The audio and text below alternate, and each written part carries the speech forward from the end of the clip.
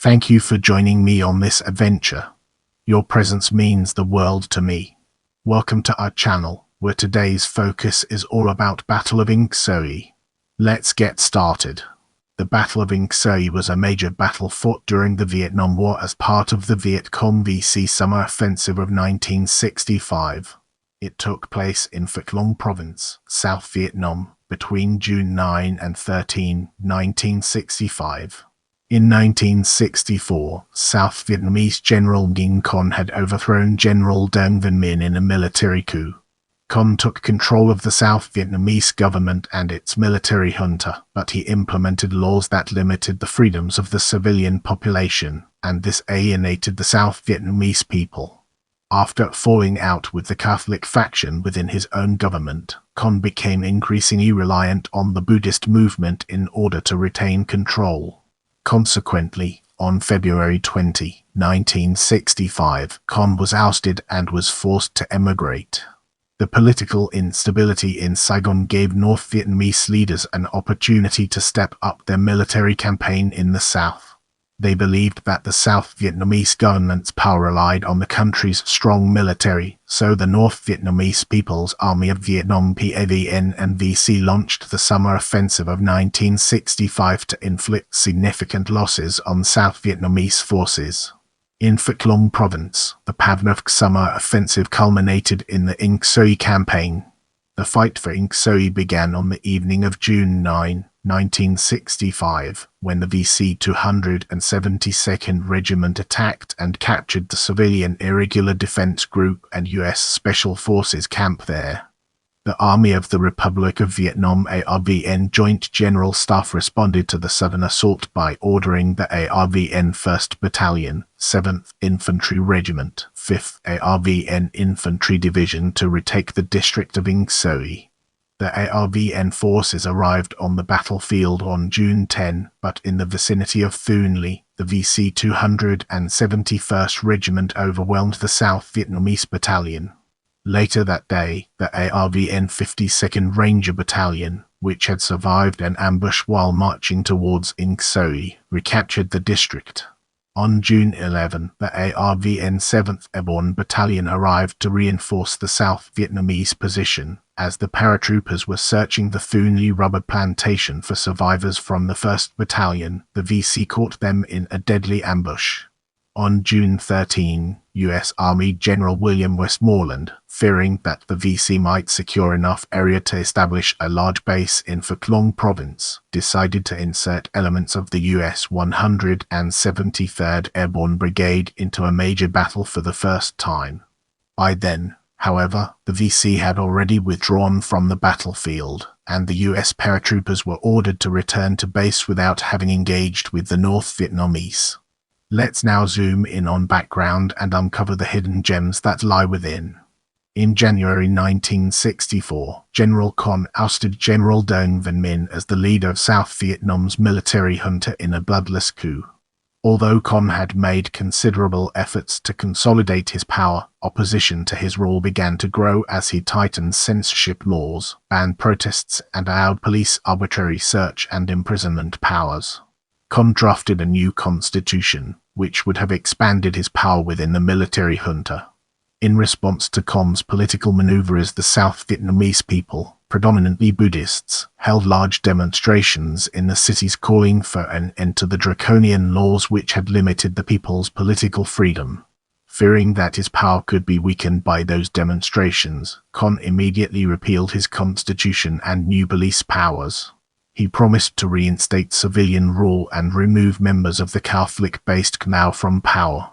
Internally, the concessions made by Khánh had the effect of unsettling Catholic officers such as Nguyen Van Thieu and Trần Thien Kism, because they were concerned by what they perceived to be the handing of power to Buddhist leaders. Subsequently, Kism fell out with Khánh over policy issues along religious lines, even though an alliance between both men had enabled Khánh to remove Minh from power. As military support for his regime diminished, Khánh had to rely upon civilian Buddhist activists to maintain power. For the Americans, Khánh increased reliance on the Buddhists was a cause for concern because the Buddhists favored a political resolution to the conflict with the Communists.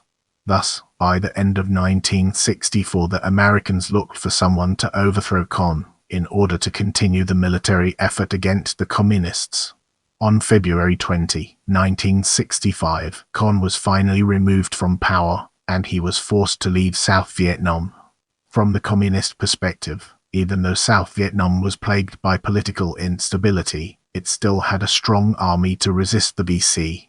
So shortly after the Binh Ji campaign, North Vietnamese leaders reached a resolution to launch a summer offensive to destroy the regular units of the South Vietnamese military. During the early stages of the Communist summer campaign, VC forces in Quang Nguy province successfully destroyed a South Vietnamese task force led by the PAVN 51st Infantry Regiment in the village of Ba Ji. Following their victory at Ba Ji, the VC turned its attention to the Mekong Delta region. To prepare for their next offensive, Major General Le Trong Tan was given the task of directing VC military operations in the provinces of Phước Long, Bon Phuc.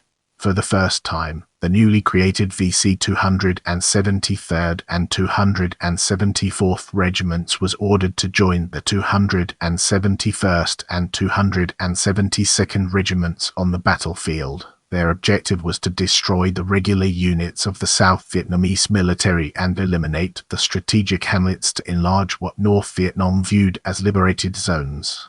As we enter this new chapter, let's navigate the complexities of Prelude and unravel its multifaceted nature. Since May 1965, the VC offensive in Phước Long Province had been in full swing. Beginning on May 10, the VC 271st Regiment, supported by the 840th Battalion and local sapper units, attacked the district town of Phước Long, capital of the province. Simultaneously, the VC 272nd Regiment overran South Vietnamese government positions in the subsector of Phuoc Bon.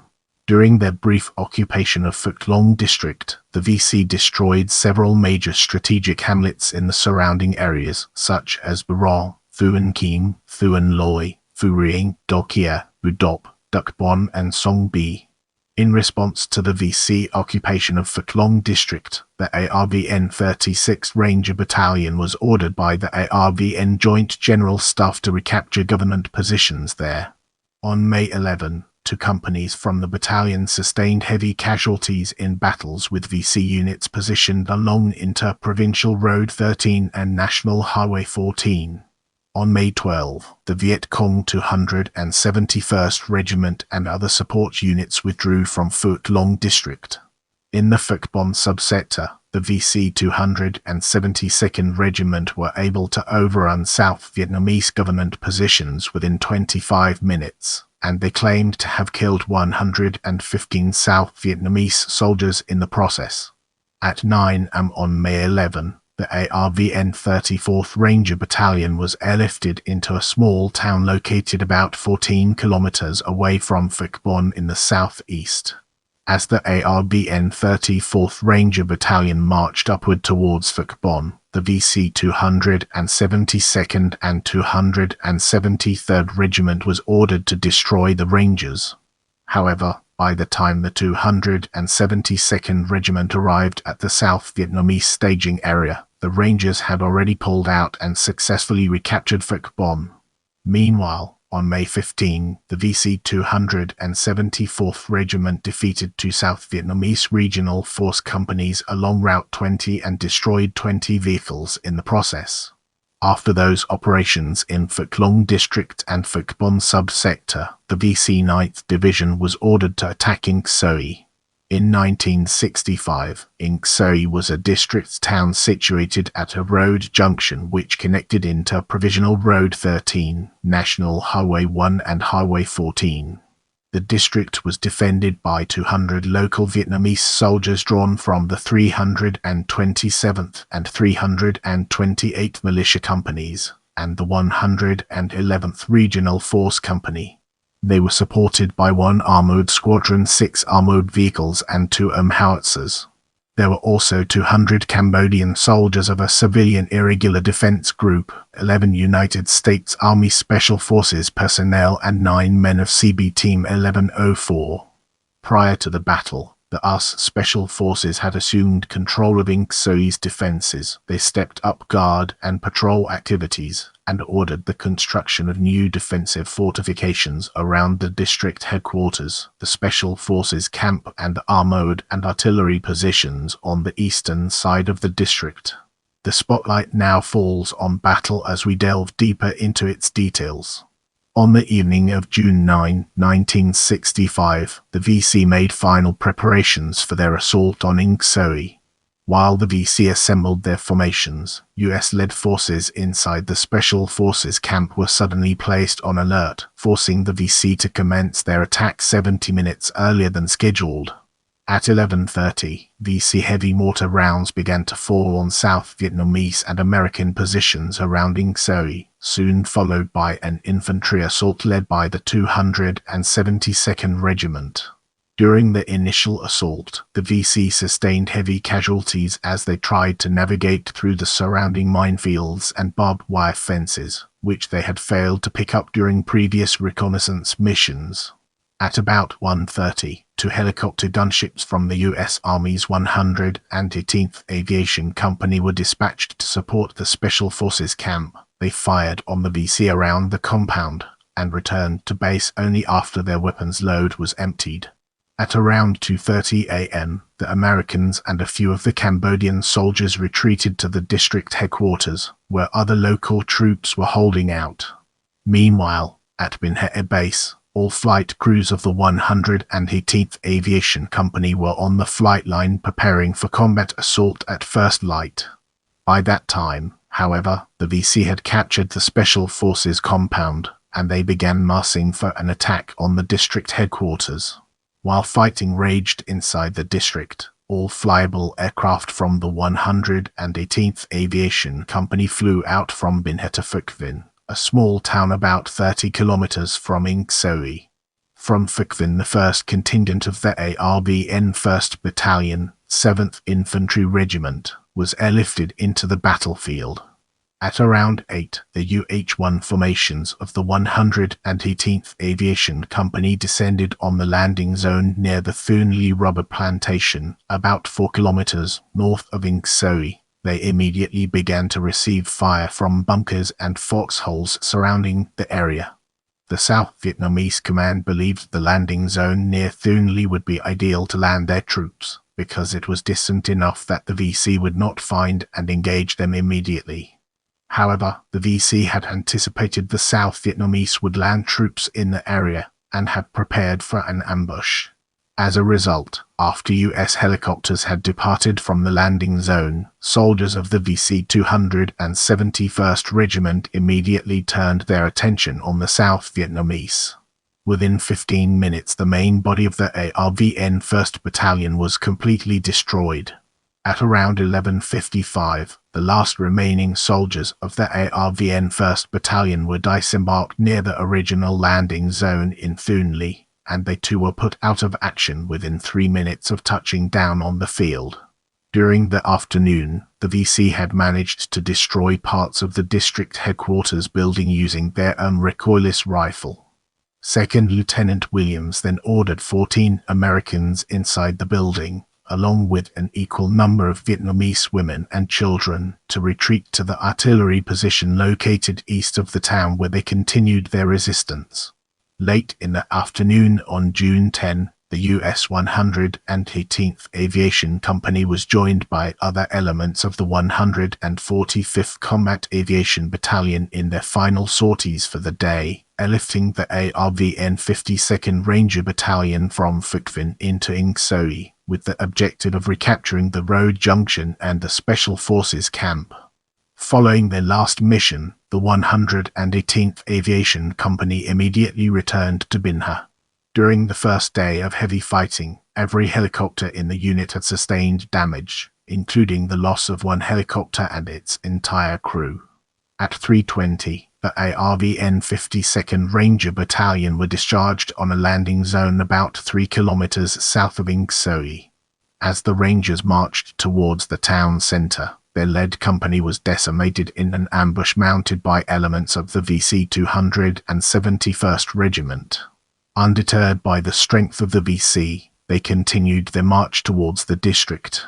On the night of June 10, the battalion began attacking VC positions around the Special Forces camp, and they gradually recaptured the compound and much of the town. The VC eventually launched a counter-attack in an attempt to win back the lost ground, but they failed to dislodge the soldiers of the PAVN 52nd Ranger Battalion. The next morning, on June 11, the 118th Aviation Company was back at full strength in Phước Long. Like the previous day, they flew air support and airlifted further reinforcements from the PAVN 7th Airborne Battalion. After the airborne troopers were dropped off on a soccer field, the 118th Aviation Company started large-scale evacuation of South Vietnamese casualties. In contrast to the previous day, the 118th Aviation Company encountered only isolated rearguard actions. Just before the PAVN 7th Airborne Battalion landed on the battlefield, the VC had intercepted a radio conversation between the aforementioned unit and the 52nd Ranger Battalion in the district center. Several months earlier, the 7th Airborne Battalion was involved in the battle at Bom Địa, so they vowed to avenge the loss of their comrades. Thus, from the soccer field, the PAVN 7th Airborne Battalion marched up to Thunli against only light opposition. The airborne arrived at the area where the first group of the PAVN 1st Battalion, 7th Infantry Regiment, was dropped off, and they collected 7 survivors and 55 bodies. In the afternoon, as elements of the 7th Airborne Battalion moved through the Thunli rubber plantation to search for remnants of the second group of the PAVN 1st Battalion, the VC 271st Regiment started attacking the airborne in a manner which had characterized earlier ambushes. Taking advantage of the poor weather conditions that have limited US airstrikes, as well as their numerical superiority, the VC broke the South Vietnamese formation into small groups and destroyed many of them. On the next day, the strength of the PAVN 7th Airborne Battalion was reduced from 470 to just 159 soldiers. After the defeat of the PAVN 7th Airborne Battalion, U.S. General William Westmoreland concluded that the VC still had the strength to continue their attacks on Ng Xoài. In contrast, South Vietnamese forces within the vicinity of Ng Xoài were severely depleted and did not have sufficient strength to defeat the VC. Furthermore, there was only one remaining battalion in South Vietnam's strategic reserve, and it may not be enough to drive the VC out from the area if it was committed. Westmoreland was unwilling to leave the VC with a position from which they could dominate Phước Long Province. So, on June 13, he made the decision to insert U.S. combat forces. Subsequently, 738 men of the 1st Battalion Airborne, 503rd Infantry Regiment, 173rd Airborne Brigade were flown out to the staging area in Phước Long. Elements of the 3rd Battalion Airborne, 319th Artillery also followed later in the day. Upon arrival at Phước Long, the U.S. Army Task Force waited for 5 days, but it soon became apparent that the VC had withdrawn from the area and had no intention of holding territory. On June 18, the 3rd Infantry was ordered to return to base. Brace yourself for a deep dive into Aftermath as we explore its impact and relevance in our evolving narrative. In this battle, both sides of the conflict had paid a heavy price to achieve their objectives. After the battle, search parties found several hundred VC bodies within small arms range of the Special Forces compound and district headquarters, and another 126 VC bodies inside these compounds. Numerous other VC casualties had been evacuated or incurred in the fighting beyond the town's borders. In their efforts to recapture the district town of Ng Xoài, the South Vietnamese military lost 416 soldiers killed in action, 174 wounded and 233 missing. Total casualties sustained by U.S. military personnel included 29 soldiers killed or wounded, and 13 missing. According to Vietnam's official account of the Ng Xoài campaign, From May to July 1965, they claimed to have put 4,459 enemy soldiers, including the 73 Americans, out of action. Furthermore, 1,652 weapons of various kinds were captured, 390 weapons and 60 vehicles were destroyed, 34 aircraft and 3 helicopters were shot down. Even though the VC had won an apparent victory over the regular PAVN units, they suffered considerable casualties. VC soldiers usually sought to evacuate their dead and wounded comrades, but they struggled to evacuate their casualties as conditions on the main roads deteriorated during the rainy season. The Inksoi campaign marked the rapid maturity of the VC 9th Division as a fighting force. For their efforts during the battle, the VC 272nd Regiment received the title of Inksoi Regiment. 6 days after large-scale fighting in Inksoi had concluded, there was another change of government in Saigon. South Vietnamese Marshal Nguyen Cao was appointed Prime Minister and Executive Chairman of the government by the military junta, and General Nguyen Van Thuy became a figurehead president. Unlike previous leaders, and Thuy were more interested in fighting the communists, and they intended to stop the Buddhist factions from interfering with their decision-making processes. However, due to lack of experience in civil government, the Americans were not entirely pleased with the formation of a new government with him as the leader. In contrast, Thuy's appointment to the office of president was considered to be a positive development by the American embassy and military command, because he possessed the political skills required by Saigon's political establishment. Nonetheless, X's ascension to the position of prime minister had effectively ended the cycle of military coups which had plagued Saigon since the downfall of Nguyen Diem. In a significant contrast to the political scene in South Vietnam, the North Vietnamese government were more occupied with their military effort. The North Vietnamese Transportation Group 559, then under the leadership of Major General Phan Trong II, was ordered to open new transportation and communication lines through southern Laos and South Vietnam to facilitate the movement of troops and material through the Pathet Lao-occupied section of the Ho Chi Minh Trail. They were supported by 1,500 workers from the Ministry of Transportation and 7,600 volunteers. By the end of 1965, the strength of Group 559 had grown to 24,400 personnel organized in 6 battalions of motor vehicles, 1 battalion of boats, 18 battalions of combat engineers, 4 battalions of anti-aircraft artillery and guard units. In addition to the expansion of their logistical abilities, the North Vietnamese also decided to establish 5 infantry divisions and 1 artillery in South Vietnam. Thus, the stage was set for a major military struggle with American and other Allied forces. Share this video with your friends and spread the knowledge.